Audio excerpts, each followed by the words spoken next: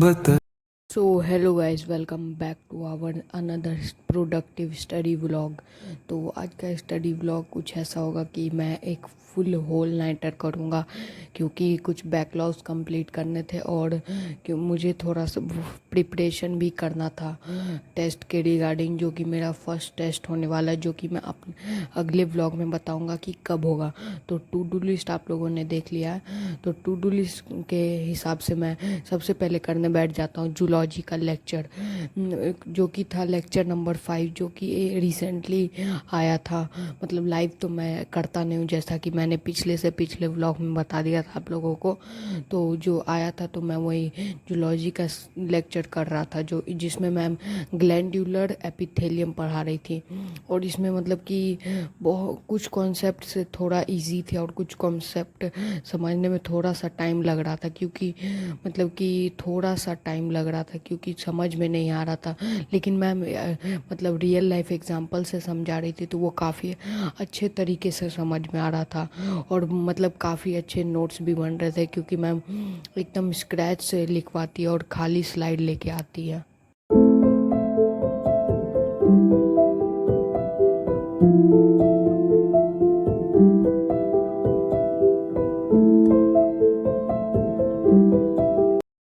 Lecture complete करने के बाद ये कुछ रहे मेरे नोट्स, मतलब कि बहुत ही अच्छा टेबल डायग्राम एंड सब कुछ के साथ नोट्स बना था, क्योंकि मतलब मैंने मतलब बताया है कि मैम पूरा स्क्रैच से लिखवाती हैं।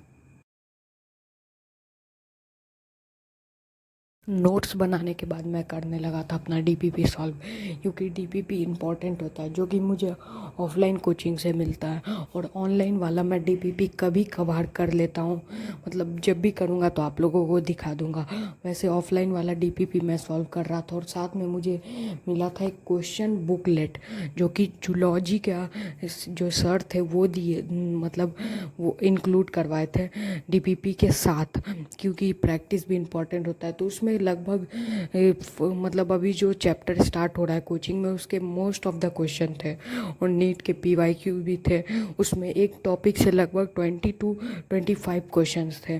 तो अभी मैं पहले डीपीपी कर रहा था, जो कि मेरा पेंडिंग वर्क था, जो कि बॉटनी का डीपीपी था, जो अभी बायोमोलिक्यूल्स चल रहा है चैप्टर। और हाँ, आप लोग को लग रहा होगा कि इतना सबसे हार्ड चैप्टर पहले स्टार्ट क्यों, तो सर ने बताया कि फोकस मतलब अभी 11th के स्टार्टिंग में हाई रहता है, तो इसलिए सबसे हार्ड चैप्टर उठाएंगे। लेकिन सर बहुत ही अच्छा पढ़ाते हैं, ताकि मतलब सब लोगों को समझ में आ जाए।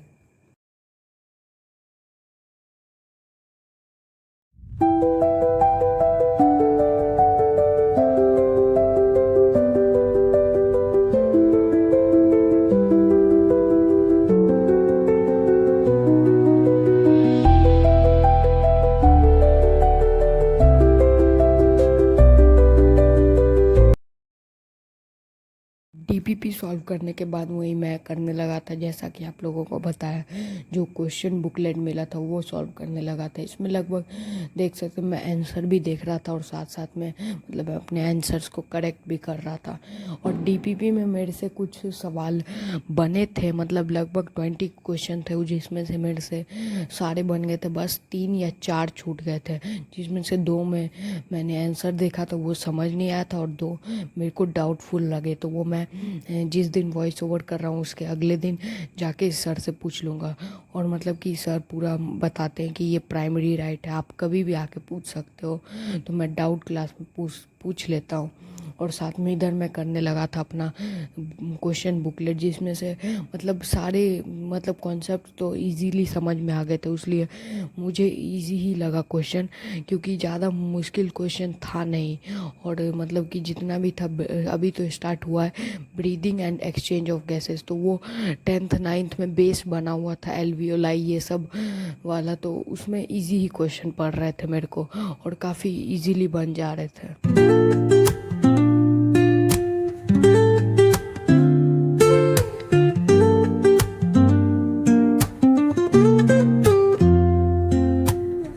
woke up late, missed the morning glaze, but the sunlight hits in so many ways. Grab my shade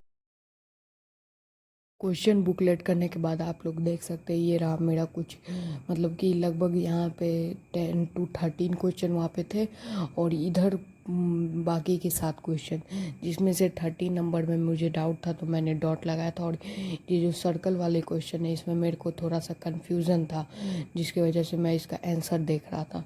और देख सकते हैं टॉपिक 2 है, टॉपिक 3 है। टॉपिक 3 में एक्सचेंज ऑफ गैसेस था, उसके आगे भी कई टॉपिक्स हैं। और उसके बाद ये रहा डीपीपी क्वेश्चन, जिसमें डीपीपी में मुझे लगभग 22 क्वेश्चन थे, जिसमें से 2-3 मेरे से नहीं बने। और फिर ये टू डू लिस्ट था, तो टू डू लिस्ट में मैंने जूलॉजी का लेक्चर कर लिया था, फिजिक्स का लेक्चर मतलब कि लगभग बचा हुआ था, और केमिस्ट्री का दोनों लेक्चर मैं कर चुका था। बॉटनी का लेक्चर बचा हुआ था, लेकिन वो मैं सोच रहा था नहीं करूँगा क्योंकि बहुत लेट हो जाएगा।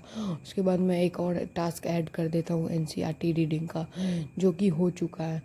मतलब कि एनसीईआरटी रीड मैं कर चुका था, वो आपको आगे वाले क्लिप में मतलब दिख जाएगा। उसके बाद फिर मैं करने लगा था मतलब केमिस्ट्री का लेक्चर, जो कि इस टू डू लिस्ट से पहले किया था मैं, मतलब कि टू डू लिस्ट से पहले। और उस केमिस्ट्री के लेक्चर में सर मेरे को पढ़ा रहे थे ये जो क्या चल रहा था, अप्रॉक्स निकालना, मतलब कि अप्रॉक्स और ये एवरेज एटॉमिक मास निकालना था। तो वो भी सर समझा रहे थे और यूनिट कन्वर्जन पढ़ा रहे थे। और सर बोल रहे थे कि ये मतलब बेसिक मैथ्स है, लगभग आयुष सर भी तो यही करवा रहे, लेकिन मुझे करवाना ज़रूरी है, ऐसा सर ने बोला था। और ये फिजिकल केमिस्ट्री का एक मतलब अच्छा सा शुरुआत हो सकता है।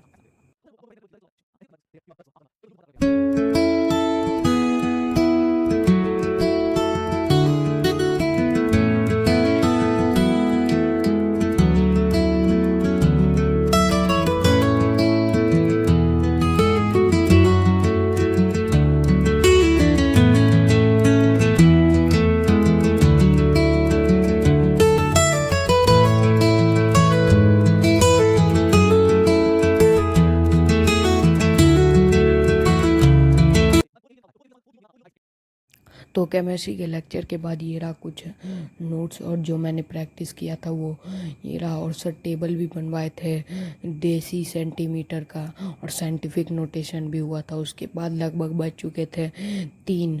आप लोगों को टाइम दिखा देता हूँ, जैसे टाइम मतलब गूगल पे सर्च करके टाइम लगभग बज गए थे 3 हो गया था, और कुछ ज़्यादा ही मेरे को नींद आ रही थी, तो मैं चला गया था सोने। और अगर आप लोगों को वीडियो पसंद आए तो वीडियो लाइक एंड चैनल को सब्सक्राइब जरूर कीजिए।